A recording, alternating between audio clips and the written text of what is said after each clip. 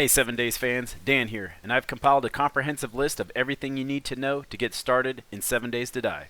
Many of these tips are for beginners, but I'm sure veterans will learn a thing or two as well. I've got almost 400 facts, tips, and tricks under 30 minutes, so let's get started.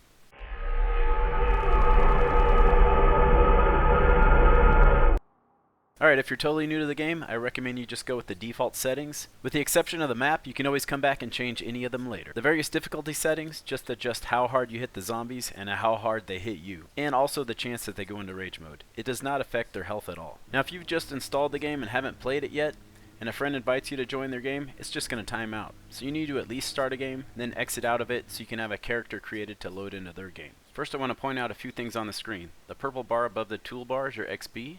The green bar underneath is your food, and the blue bar underneath is your water.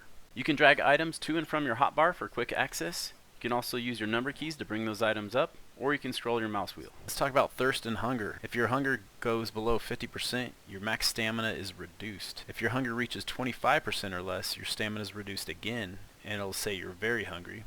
At 0%, it will say starving, and you'll lose 1 hit point every 40 seconds. Now, as for thirst, it's even more important than food. If thirst is below 50%, it will say thirsty and reduce your max stamina, and more importantly, stamina regeneration from 5 per second to 3. If you get down to 25% or less, it'll say you're dehydrated, and it'll reduce your max stamina again. Now you'll only gain 1 stamina per second. Now if your water goes all the way down to 0, you're going to lose 1 health every 24 seconds. And you'll have 0 stamina regeneration, and you won't be able to attack or sprint at all. Now there's numerous status effects in this game, like hunger, thirst, and various injuries. Now to see how to cure them, you just click on the status effect and it'll show the remedy. So just hit tab, bring up your menu, and you can move it over here and click on it, and it'll show you broken leg.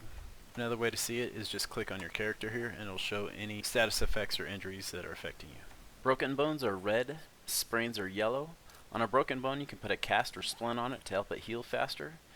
If it's a sprain, you have to just wait till it heals on its own, unless you put a point into physician, which lets you heal it instantly. You also don't want to sprint or jump on it, it will make it worse. You'll see the timer go up and your hit points go down. Now with an injured arm, performing power attacks or range attacks will make it worse and hurt you. Upgrading blocks with a broken arm won't hurt you, but with a bandaged arm it will. This may be a bug. One other status effect to watch out for is fire. You'll probably find out about this when throwing a Molotov. You can put yourself out quickly by drinking any of these drinks. These 3 drinks won't do anything. Aloe cream will heal abrasions. Regular bandages stop bleeding. Sewing kits stop bleeding and heal laceration. First aid bandages stop bleeding, heal abrasions, and give health. And first aid kits will stop bleeding, heal abrasions and lacerations, and give you much more health. Alright, the first thing you want to do after you spawn in is start the tutorial. There's a number of ways to get to it. You can hit tab and then hit the trophy at the top of the screen, or you can hold down the inventory button, which is the tab button on PC, and there'll be a little wheel that pops up, click on the trophy. Or the easiest way of all is just hit the Y button and it'll come up. Now this first row of challenges is essentially the tutorial. Now normally whenever you level up you only get 1 skill point, but just by crafting the few things here it'll give you 4 whole skill points. Just hit redeem and it will track the items you need at the top right corner, and I'll show you these icons to help you spot them. The things that look like grass give you plant fibers. These little bush looking things will give you wood. You can also punch trees if you want. It's not real efficient. You can punch the rocks. Once you have a couple stones and some plant fibers, just make a stone axe and this will speed things along. Now you can chop down trees and beat on stones without having to run around looking for them. Once you've gathered all the materials for each item, just hit tab and craft them all. Click to make multiple at a time instead of just 1. Alright, the next thing to do is craft the full set of primitive armor. The tutorial just had you craft the primitive armor chest piece, but you want to make the full set of primitive armor. This will give you almost 32% damage reduction, and you get to look super creepy. Now that you've crafted everything, to redeem your points, just hit Y again, and then click redeem, which is W. Now you'll be rewarded with 4 skill points. Then you'll get a little message pop up telling you to go to the trader. But before we do that, let's take a quick look at skill points. Now that you have your 4 skill points, click on tab, and then click on your skills. There's 5 major traits that govern your skills in this game. They are perception, strength, fortitude, agility, and intellect. The other 2 tabs just show you what perk books you found and what your various crafting skills are. Now putting points into the main trait will help unlock skills below. For example, let's say I want to specialize in archery. I can click on the first level right here, but if I want to go to the second level, you need agility level 3. So you have to put more points into agility. Now you can select Archery Level 2. I highly recommend picking a melee weapon and a ranged weapon that you want to specialize in, and don't spread your points across numerous weapons, or you won't be very strong. When you put your points into a specific weapon, you'll be more likely to find ammo, parts, skill books, and magazines related to that weapon. It will increase damage, rate of fire, and reload with ranged weapons, and damage and stamina usage with melee weapons, and sometimes a bonus effect. Now that you have your skill points and your primitive armor on, you'll want to head to the trader ASAP. He's going to give you a shovel and unlock your first mission. Just look for the little icon on the map and start heading that way. Before we go though, let me show you how to make some building blocks. You want to carry blocks with you at all times and keep them on your toolbar. These will come in very handy later. Right click to place the block, switch to your hammer, and you can right click and upgrade the block to wood. Now if you hold down R or the reload button, you can change the block types. This is how you can make all the various shapes in the game. As you can see, there's quite a few. Just left click and you can rotate the object. If you hold down R, you can see that there are other options how to rotate the object. If you click on advance, it'll cycle through every axis it can be rotated on. Or you can put it on its face. You can also clone the shape and rotation of an existing item to save yourself a lot of time. Just look at the other item, copy shape and rotation. Boom, you got the same shape. A few combat tips before you head to the trader. First, never stand still. It's a good way to get killed. Always move backwards, and with the default settings, most zombies are very slow, and don't be afraid to sprint away if you have to. Always remember to look for the XP in the bottom right corner. I don't know how many times I've thought a zombie was dead, only to have it stand up and get me from behind. Left click is regular attack, right click is power attack. Regular attacks use less stamina, and power attacks use more. Now power attacks have a higher chance to stagger and decapitate, but note there's a big downside to power attacks, and that's that stamina regens immediately after regular attack, and if you'll notice there's a couple second delay after a power attack. So be careful with stamina. Remember, if you run out, you can't fight or run, you can only walk. Always aim for the head. Here's a regular shot to the body, here's a power attack to the body, here's a regular shot to the head, here's a power attack to the head. Another reason to aim for the head is dismembering chance. If you dismember an arm or a leg, they're still going to come after you. Take out the head and the fight is over. Also, as you level up your attribute points, it adds a chance to dismember to that category. If you manage to knock down a zombie, make sure to hit them while they're down. They can't hit you back until they're standing back up.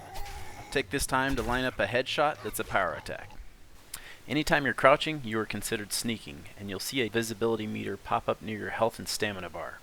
Any sounds you generate will be reduced, whether you're chopping down a tree, or mining ore, or even shooting a gun. Do it while crouched and it will reduce your noise. Let's talk about sneak attacks. Whenever a zombie has not been alerted to your presence and you attack them while you're crouched, you get a sneak attack. This will add a bonus multiplier to whatever weapon you're using, whether it be a ranged weapon or a melee weapon. The multiplier will be based on what skill level you have with that weapon, or if you've read any special perk books. Now if you combine your sneak attacks with headshots, you can frequently one-shot enemies. While the bow is not powerful early on, it is silent. Start off your fights with a sneak attack to the head, and you won't have much work to do to finish them off. Not only can you retrieve arrows from corpses, but they can be retrieved from enemies that are alive as well. Hold down the R button to switch ammo types. This works for firearms and bows. Be sure to use doors to your advantage. Close doors to block off enemies. When most doors get damaged, a hole appears and you can attack them through it. Spears and knives work best for this. When the door gets too damaged, just repair it and repeat. If you know a door is not going to last long, throw down a cube to block them off and make your getaway. Remember to always carry wood to fix doors and make blocks. Instead of using a simple block to close off doorways, try a hatch instead. This way you won't have to spend time destroying the block and can reuse it as a barrier as many times as you want. They also serve as great fallback positions and can be repaired like a regular door. Zombies can't jump 2 blocks high, so place your ladders 2 blocks above the ground. Or destroy the 2 bottom rungs of an existing ladder to keep them from coming up. This works great as long as there's not a lot of zombies, as they can pile up and climb up on top of each other in large numbers. If you see trouble headed your way, you're going to want to throw down 2 blocks and 1 more nearby. Upgrade the 2. Now you can jump on top and pick up the unupgraded block if you run into trouble. It's also a great idea to put these outside any tough P.O.I. you plan on clearing. Be sure to repair them if you need to. Be careful. If there's a lot of zombies, they can climb on top of each other and get on top. If you don't have time to throw down 3 blocks and upgrade them, just throw down 1, jump on top of it, then add another and upgrade it. This is the quick way. but it can leave you open to shorter creatures like the crawling zombies, zombie dogs, and pigs, as they can destroy the unupgraded bottom block very quickly. If you carry Cobblestone, you can upgrade the blocks that you're standing on. They'll take a lot more damage before they go down. It only takes rock and clay to make Cobblestone, and you can find clay by just digging in the ground with a shovel. Jumping on blocks as you build them is commonly referred to as nerdpoling. It's a great way to get onto rooftops or harvest those hard-to-reach streetlights for forged steel. Another great way to avoid dying is to invest in the skill Parkour Level 2. This will allow you to jump 2 blocks high. You'll no longer need that extra block to get up there. This has saved my bacon numerous times. You'll be able to jump over fences, on top of walls, dumpsters, and even over zombies, which confuses them. This does require agility level 4. I don't recommend Parkour Level 3 as it just feels too unrealistic and you tend to overjump what you're aiming at and end up falling anyways. Fighting zombies will eventually get you infected. While antibiotics are very effective at treating this, they're very hard to find early game. So you're going to want to look out for stumps. Stumps are like gold in this game. They have a 20% chance of dropping honey, which is a mild antibiotic. Honey can cure up to 5% infection, so keep it on you at all times and use it immediately before it progresses past 5%. Be sure to keep an eye out for bird nests. Not only are they a great source for feathers for making arrows, but they can have eggs as well. You may want to save the eggs for making recipes like bacon and eggs, but they're great in a pinch because they won't dehydrate you like many of the early recipes like burnt meat, rolled corn, and baked potatoes. As you make your way towards the trader, be sure to loot any containers you come across, even if it looks like trash. Trash bags often contain useful loot like glue, which is extremely useful for crafting. After collecting enough items, you will become encumbered.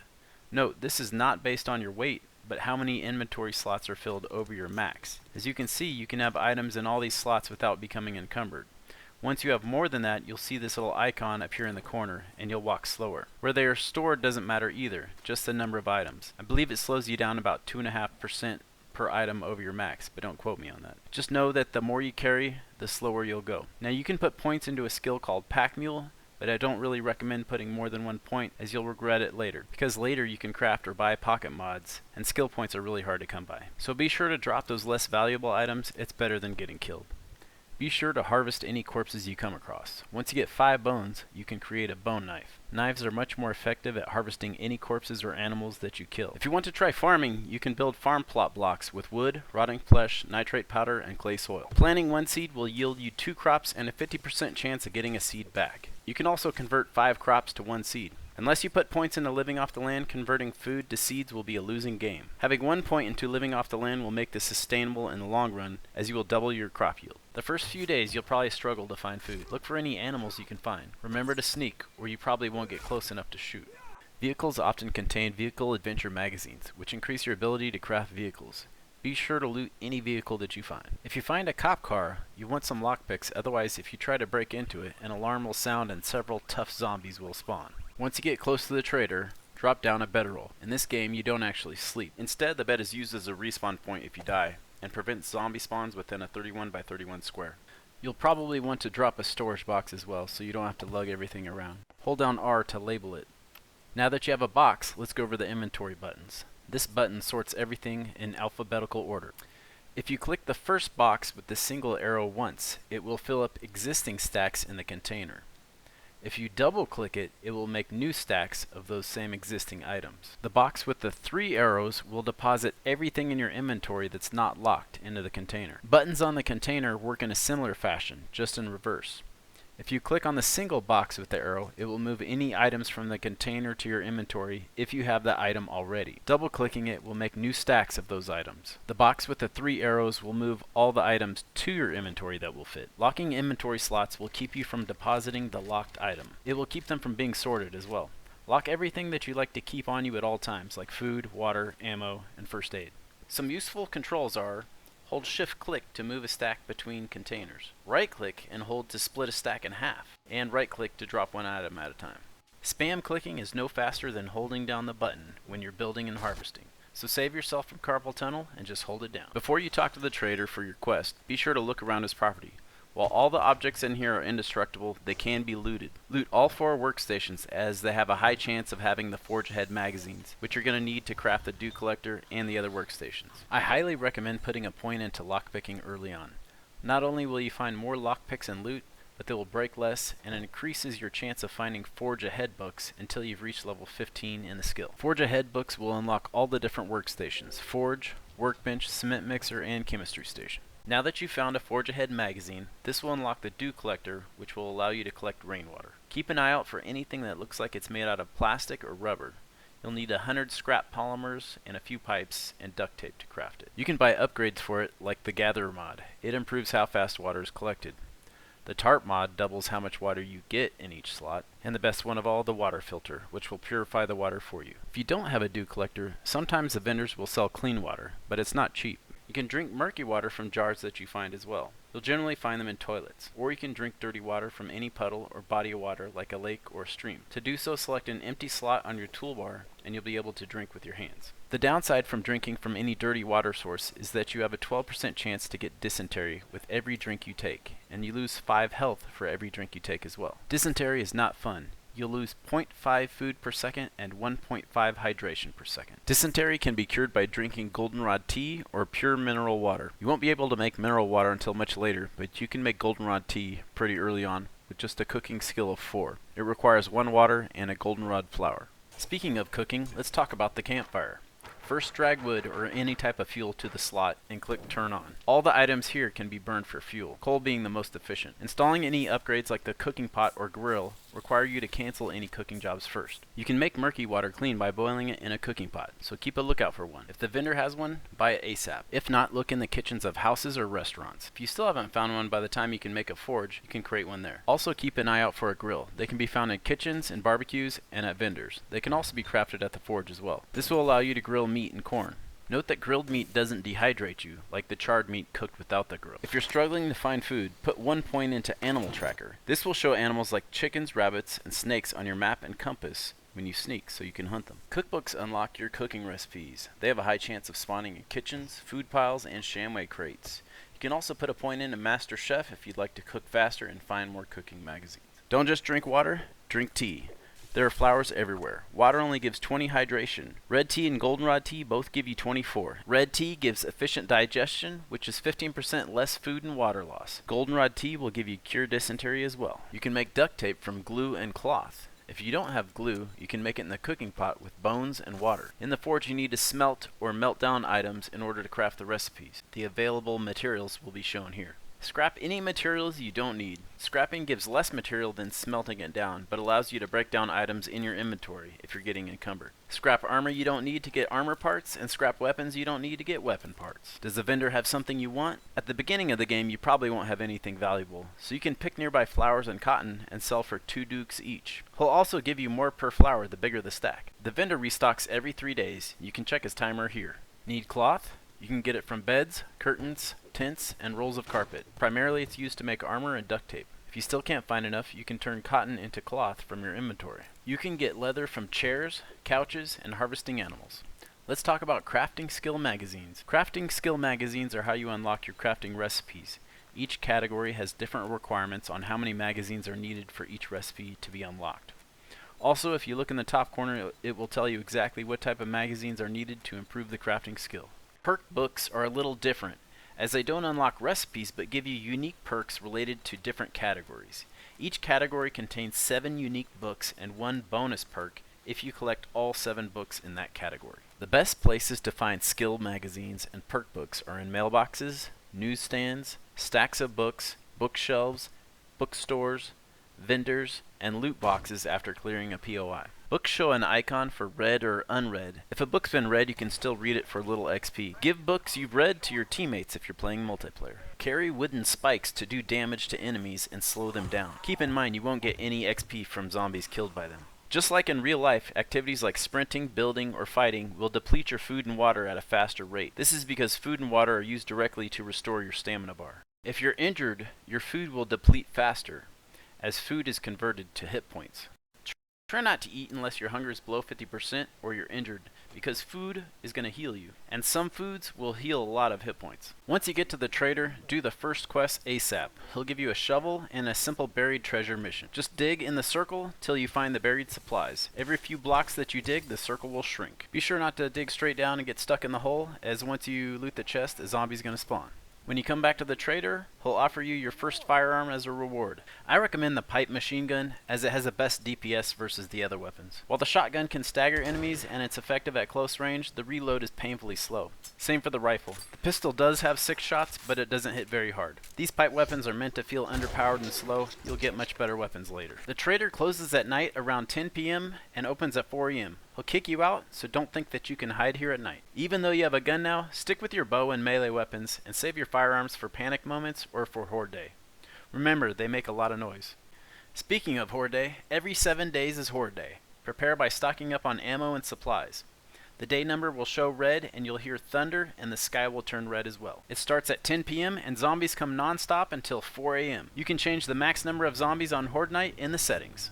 You will want a base for Horde Day. I recommend building near the trader and not far from a water source. Early on, you may just want to use an existing P.O.I. as a base and fortify it until you can build your own. If you do, use a land claim block. It creates a 41 by 41 area that will keep zombies that would normally spawn in the P.O.I. from respawning. It does not keep other zombies from respawning. It will also keep the trader from sending you to that P.O.I. for quests. Starting a quest will reset the P.O.I. and remove anything that you built. You can have up to 3 of them active at a time, and they also allow you to pick up workstations that you placed. You can only do 4 quests per day, but you can change this in the settings if you like. You will fail a quest if you leave the quest area or if you die. You'll receive a bike after completing 10 missions for the trader. Make sure you don't select any other quest rewards. The bike is much faster than walking and will make it much easier to get away from zombies and reach nearby towns. The bike has storage as well. Just hold down E and select storage. You can pick up the bike and put it in your inventory if the bike is empty. Doing 10 missions for the trader will also unlock the next tier of quests. A tier 1 mission is worth 1 point. A tier 5 mission is worth 5 points. So if you're on tier 5, you'll need 50 points to unlock tier 6 missions. In addition to unlocking tier 2 missions, talk to the trader again, and he will offer a special mission, opening trade routes. This will show the location of the next trader in the next biome. Mission progression is shared between traders. So if you did 3 tier 2 missions for Trader Rect, and then you went to Trader Jin, you'd only need 7 tier 2 missions from her to reach the next tier. You can view your quest progression if you hit tab and then select the exclamation mark icon. The quest log will show your progress to the next tier. You can also toggle between which quest is active, view the quest waypoint on your map, and cancel quests you no longer want. There are 5 different biomes with 5 different traders. Trader Rect is located in the Pine Forest, Trader Jen is located in the Burnt Forest, Bob is located in the Desert, Hugh is located in the Snow, and Joel is located in the Wasteland. Each trader has a specialty. Rect is food and farming supplies, Jen is medical supplies, Bob is vehicles and tools, Hugh is weapons and ammunition, and Joel is for armor. Buildings will have red skulls above them indicating what tier they are. If you're a beginner, definitely stick with tier 1 POIs until you've unlocked some skills and gained better weapons. Each skull gives a bonus to loot stage. You can see your loot stage by going to your character screen and then clicking on stats. Each red skull gives 3 points and a 5% bonus to your current loot stage. So this isn't going to be very noticeable early on until your loot stage is much higher. There's also a number of items and perks that can increase your loot stage as well. Each biome will give a bonus to loot stage as well, indicated by orange skulls. The forest has no multiplier. The burnt forest has a 50% modifier and a plus 10 bonus. Same with the desert. Snow has a 100% modifier and a plus 20 bonus. Wasteland has a 150% modifier and a plus 30 bonus. When going through buildings, be sure to look behind pictures for items or for safes. Often you'll notice floorboards or walls that look loose. Be sure to look behind them as well. Walking over piles of trash will make noise and alert nearby zombies. Destroy it to prevent this. Each POI is like a mini dungeon with a loot room at the end. Each has an entrance and a path through it. You should never have to break into one or break down doors to get through one. The path may not be obvious, but look for ladders, ropes, or broken windows. At nighttime, torches and flashlights light the way. You don't have to follow the recommended path, but on some of the larger POIs, you may miss a trigger and fail a mission if you don't. Toilet water. Not only can you find this delicious stuff in toilets, but they have a chance of holding a knife or a handgun, so make sure you check them all. After clearing a building, it can be helpful to place waypoints or markers on the map to remember which ones you've completed, or where you've left loot boxes, cop cars, or safes you haven't cracked. The gray dots on the map are stone, the white dots are nitrate, the brown dots are iron, black dots are coal, blue dots are lead, and light brown is oil, and it's only found in the desert. These veins can go quite deep, so don't just mine the top. Don't forget to mark your holes, or accidents can happen. If your compass gets too cluttered with waypoints, you can click on them to hide them. They'll appear grayed out on the map, but they won't show up on your compass anymore. If you ever hear an airplane, run outside and look for it. It'll drop supplies in a parachute. Open your map to spot the airdrop icon and mark it immediately, as it disappears if you exit the game. Airdrops occur every 3 days, same as vendor resupply, so remember to check the vendors for new items. Eventually you'll loot or receive mods as quest rewards. You can install them on armor and weapons. Just click on the item you want to modify, click modify, and drag it to the slot. The higher the tier of the item, the more upgrade slots it will have. Feral zombies come out at night from 10 p.m. to 4 a.m. You can identify them by their glowing yellow eyes. They drop dead right at 4 a.m. unless you're engaged in combat with them. Ferals run faster, hit harder, and have more hit points. If you're new to the game, it's best to head back to your base before it gets dark. Note that regular zombies that would walk during the day will sprint at night. Also, try to avoid shooting guns at night as things can turn bad fast. Now you don't need a base till day 7, but it's nice to have a tiny one, or at least several solid cobblestone blocks to stand on at night. I'm not going to go into much detail on base building on this video, but for the beginning of the game I typically make a tiny base like this. I also put my ladder 2 squares above the ground so that they can't jump up. Gets you off the ground and gives a narrow path for the zombies to come one at a time. You can always upgrade this later. Make sure you always leave the zombies a path. If you don't, they will destroy the building out from underneath you. Buildings are physics based, so they will collapse if they don't have enough support. So it's always a good idea to keep your horde base separate from your regular base. Here is how structural integrity works. Each block has a mass and a horizontal support. Divide the horizontal support by the mass, and that's how many blocks it can support. In this case, 40 divided by 5, so it will support 8 of these blocks before it fails, and it'll show pink. Let's look at steel. It has a mass of 20, but the building cube can only support a mass of 40. So after 2 cubes, it will fail. Here are the stats for each cube, and how many they can support of the same type. And here it is visually. In short, make sure the base of your building and any connecting joints are stronger than the materials you are attaching to it, or you could lose everything. Zombies are excellent diggers. Don't think that by making an underground base you'll be safe. They can also dig under your base and make it collapse if you give them reason to. Building and upgrading blocks gives great XP. Just remember, the higher your level, the more it raises the game stage, which makes zombies more difficult. So make sure you're out there gathering skill and perk books so you can craft better weapons and armor as well. Speaking of armor, there are light, medium, and heavy armors. The heavier the more protection, but the less movement speed and stamina regeneration. But there are skills, perks, and items to help mitigate that. There are 16 unique sets of armor you can craft. Each piece has a unique ability. If you wear the full set, it'll give you a bonus ability. Feel free to mix and match. If you like the abilities of different pieces, you can wear any of them. You just won't get the bonus ability. Here's a few standout pieces I like to wear and some great situational pieces. One piece I recommend carrying at all times is the nerd outfit. If you read a skill magazine while wearing it, you have a chance of getting a bonus skill point. Legendary parts are needed to make all level 6 weapons and armor. Just because you've unlocked level 6 doesn't mean you have to make level 6. Savage Country is the best place for armor parts, sewing kits, and legendary parts. Once you find or craft a wrench, you can break down objects for many more useful parts than if you just used your stone axe. Keep an eye out for mechanical parts. You'll need 8 to make one. If you come across an engine, you can scrap it for 30 parts. Items will eventually wear out and need repaired. Wooden and stone items require wood or stone. Pipe weapons require a pipe. Anything more advanced will need a repair kit. Repair kits can be looted or crafted at a workbench. They can also be used to repair vehicles. Many actions, like mining to shooting to opening metal doors, generates heat. Running campfires and crafting stations generate heat constantly till they are out of fuel or complete their job.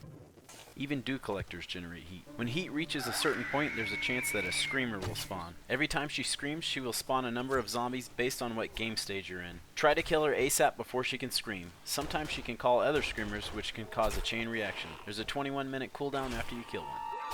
If a zombie falls 11 or more blocks high, they will take fall damage. When zombies take a certain amount of damage over a short period of time, they will go into rage mode. Rage mode varies based on the zombie type and game difficulty. In rage mode, they will have increased speed and damage. If they can't reach the player, they can really destroy your base. If the player is 12 blocks or further from them when they take this damage, they won't go into rage mode. What most people do is build an elevated base so they are 12 blocks or higher. Instead of investing in a lot of materials to raise up your base, I like to put a pit in the front that's 12 or more blocks deep. Digging this out will also give you lots of clay and rock for making cobblestone. Thanks for hanging out till the end. If you've been playing for a while and learned anything from this video, let me know in the comments which tips were helpful, and I may include those in my next more advanced 100 tips and tricks video. Be sure to like and subscribe, as I'll be posting that soon, as well as my next insane difficulty run. This one will be a wasteland only run with no vendors, no airdrops, and everything will be at nightmare speed.